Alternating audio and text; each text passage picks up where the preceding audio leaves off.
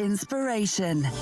Yes, it is your daytime show on Friday the 4th of April. It's Pure West Radio's 7th birthday, and what an absolute pleasure and honour it is to have our Deputy Leader from Pembrokeshire County Council, Cllr Paul Miller, joining us here in the studio this morning. Hi, Paul. Morning, Toby. Oh, thank you ever so much for popping in and enjoying our birthday celebrations. Yeah, happy birthday. Thank Pure you West so much. does a great job across Pembrokeshire, so I'm really pleased to be here. Oh, thank you so much.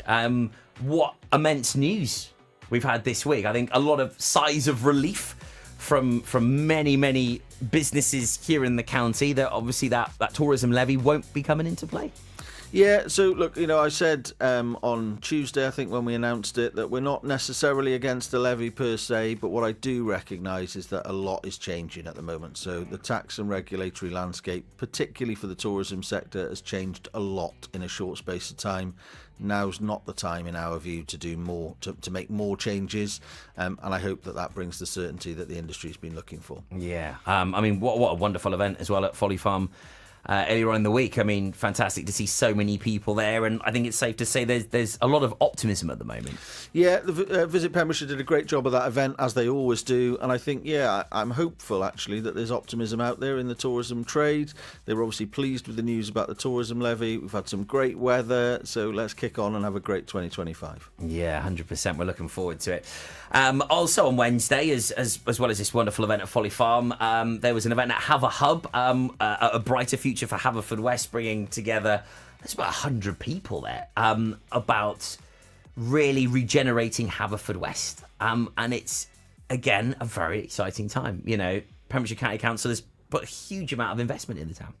Yeah, it does feel like it's finally starting to bear some fruit and come to fruition. These are always long-term plays, so we start talking about something probably back in 2017 when I first became portfolio holder for the economy, and it takes this sort of length of time to really build up a head of steam. Big capital projects take a long time to come to fruition, but we're in a position now where we're over the next 18 months to 2 years, we'll have finished the new transport interchange. That's all about making it easy and convenient to visit Haverfordwest Town Centre. Western Quayside, obviously the ground floor's open with lounges. We're pretty confident we're on the cusp of signing deals for the upper floors of Western Quayside and the warehouse. The public realm will be opening shortly. The bridge will be going in at the end of the summer. The castle next year. It does feel like it's really starting to come together. And as well as those big capital schemes, of course, we've been able to do the little stuff. So, we've been running a paint scheme in Haverfordwest. Lots of people might not be aware of that, but it's made a huge difference, right? Not huge money, but huge difference to see all those historic buildings now back painted in pretty colours and looking good. It's made a big difference. And if we can now get the community involved through events like the one you talked about and have a hub to say, right, okay, the council public sector has improved the canvas. We've done our bit in terms of the public infrastructure and the public realm. We're not finished, by the way. There's some more to do. But how now do we involve the community in saying, right, we need to give Haverfordwest a new lease of life? And I think it's already on the up. It was struggling. There's no two ways about that, but that's why we had to do something. That's why we had to get involved. And I think what's really exciting is now that there seems to be a lot of unity. Lots of people are coming together to make that change, to make the difference. And I feel that Pembrokeshire County Council has allowed this blank canvas that for that's been created in the town. Now it's down to us, event organisers, to put things on. I mean, we've got the Have a Food Fest coming up in a couple of weeks, and I'm on the committee for that, which is it's a really important event. We do the beating of the bounds. It's going to be really exciting to bring more of those staple events back into the town, and now these regeneration investments are going to allow that to happen even more. Yeah, and that'll be fantastic. That's exactly what we want to see. And of course, as part of the castle building, we're creating a new visitor attraction. We're also creating an outdoor event space, so hopefully we can really use that to its maximum. Haverfordwest was in a difficult space, right? The world around it had changed. Lots of vacant and in some cases pretty derelict retail units right in the core of the town centre. I recognised that it was only us that were going to be able to do that. There's no commercial return in this, right? So take the old Ocky White building, for example. There's no commercial return in that. You've got to put money in just to get it back on an even keel. So we've taken those difficult decisions, and I get that there are some people out there that say, it's too much money or it's too difficult. But if we hadn't, Haverfordwest would still be in decline right now, Yeah. and I actually think Haverfordwest Town Also, Centre I can think look what's forward. really important here, Paul, is where that money came from. I think there's a lot of misconceptions around that.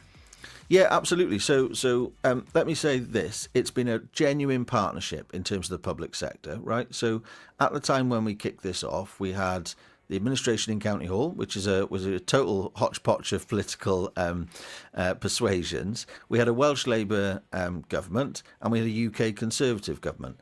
Now, the Haverfordwest Town Regeneration Plan, we had to get all of those parts together. So we had UK Conservative government at the time saying, yeah, we're going to invest our money.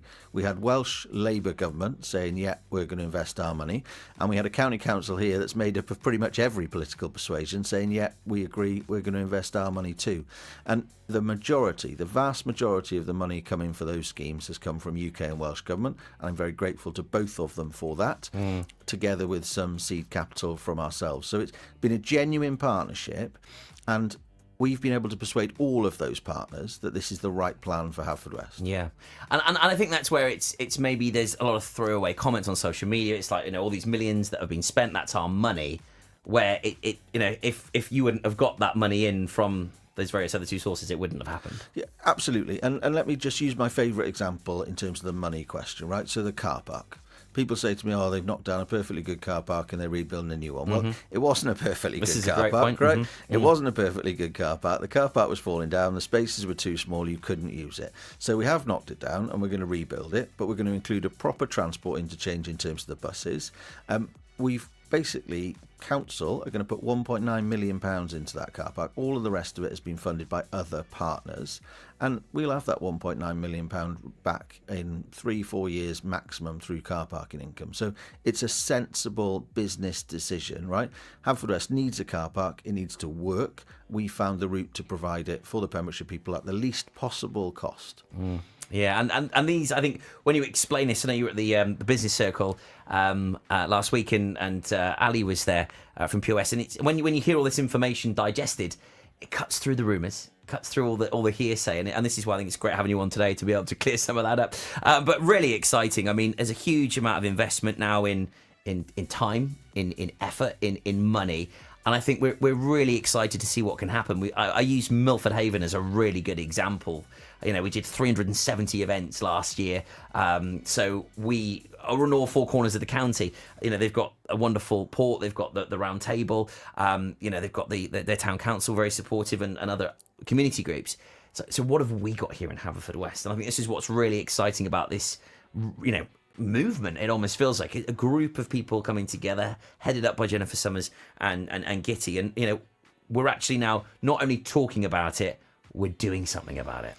Absolutely. And I think you raise a great example in Milford Haven, right? When I first came to this job, the council was talking about multiplex cinemas and things in Haverfordwest, and the Port of Milford Haven were talking about multiplex cinemas in Milford. There was no real sense that there was a joined up plan, and we can't be all things. You can't have Milford being an absolute carbon copy of Haverfordwest, being an absolute carbon copy of Fishguard. We've all got to find our own position in the county and what we offer commercially and socially.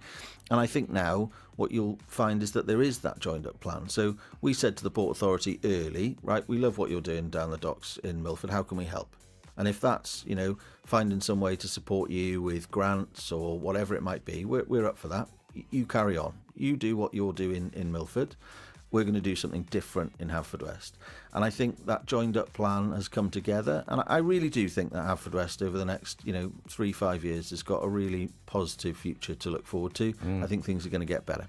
Exciting times. It is our county town at the end of the day, and hence why we've got our studios here in Haverfordwest. We're at the heart and the epicentre of it all. Paul Miller, thanks ever so much for coming in today. Great to catch up with you, and exciting times ahead. Thanks, Toby. Thank you ever so much there. Councillor Paul Miller, our Deputy Leader of Pembrokeshire County Council, with us here as we celebrate our 7th birthday. Wants us to shout about you? Message us now on WhatsApp.